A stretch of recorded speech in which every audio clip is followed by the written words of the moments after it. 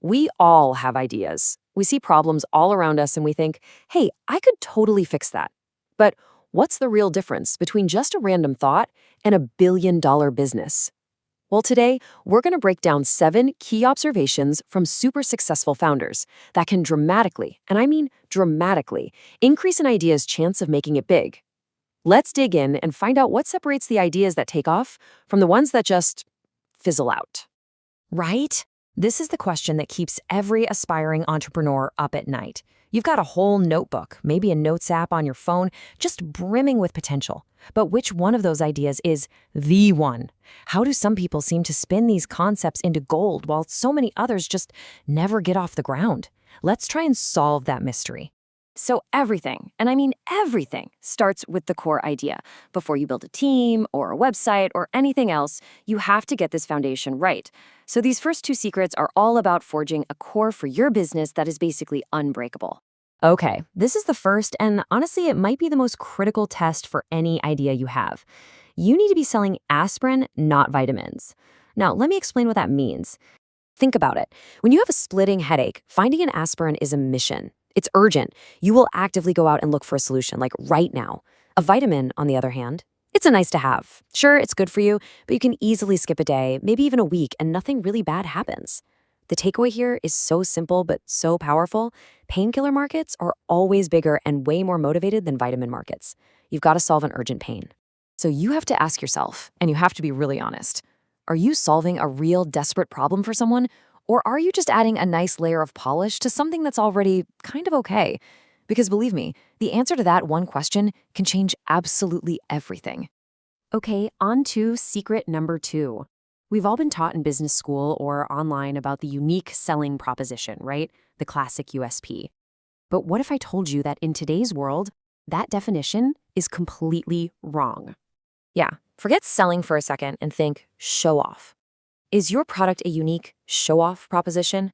Does using it or owning it give your customers some kind of social status? The perfect example, of course, is Apple. An iPhone very rarely has the absolute best camera specs or the longest battery life. But owning one is a status symbol. It gives the owner a way to show off. When your product has that kind of social currency baked right in, its chances of success just explode. So, you've got a powerful core idea. Awesome. But now, how do you get it to spread like wildfire? Well, the next 2 secrets are all about building absolutely unstoppable momentum. Oh, this is the holy grail of growth, the network effect. It's that magic thing that happens when your product actually gets better for everyone simply because more people are using it. It's like a growth engine that just fuels itself. Think about how this amazing cycle works with an app like Truecaller. You probably first joined just to see who was calling you, right? But by adding your contacts, you made the service smarter for everybody else. Every single new user improves the whole network, which then pulls in even more users. So you have to ask, does your idea have a powerful loop just like this one? Now, this next secret, it feels completely backward, but I promise you, it's one of the smartest ways to lower your risk as a founder. The idea is simple. Build your audience before you build your product. Think of it as building a safety net for yourself. If you go out and launch a product and it fails, you're pretty much back to square one. But if you first build a brand, maybe a loyal following on social media or a great email newsletter, you have something that is absolutely priceless: trust. Then you can launch a product to that audience, and if it's not quite right, you can listen to them, you can adapt, and you can try again. You already have customers waiting for you. All right, so you've got a great idea and a plan to build momentum. Now it's time for strategy. These final secrets are all about winning the market by choosing the perfect time and the perfect place to compete. Your timing can be your single greatest weapon. The biggest opportunities pop up when the way we all live and buy things is fundamentally changing. And right now, we're in the middle of a massive shift from intent-based buying, where you search for a specific product you need, to discovery-led buying, where you're just scrolling Instagram, you see something an influencer is using, and you buy it on impulse. The brands that are absolutely crushing it right now are riding that wave. Now, this one sounds like a suicide mission, doesn't it? Go head-to-head with the giants, but a huge market shift creates the perfect storm of opportunity. And why is that? Because big, huge companies are built to be slow. Just take the example of the startup Mama Earth versus a Goliath like Hindustan Unilever. As shopping moved online, this whole new D2C or direct-to-consumer world emerged.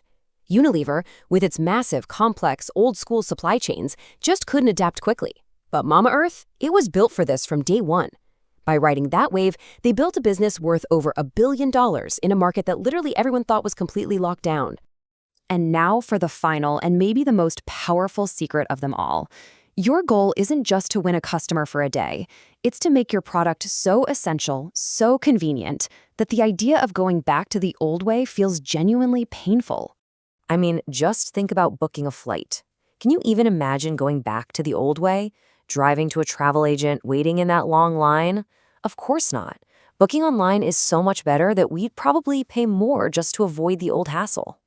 That right there is a high tolerance to go back. Your goal is to make your solution the new, indispensable normal. So there you have it, 7 incredibly powerful tests for any startup idea.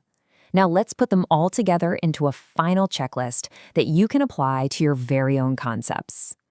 So ask yourself, is it a painkiller? Does it give user status? Does it get better with more users? Are you building an audience first? Are you catching a huge wave of change? Are you using a giant's own weakness against them? And finally, will your product make the old way of doing things totally unthinkable? That right there, that's the checklist that can guide your whole journey. But, and this is really crucial to remember, one final thing. These aren't magic rules that guarantee you're going to be successful.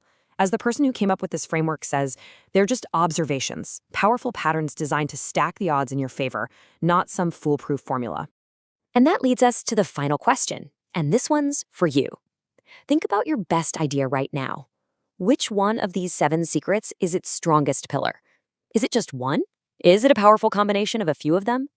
Figuring that out, that is your first real step toward making that idea a reality.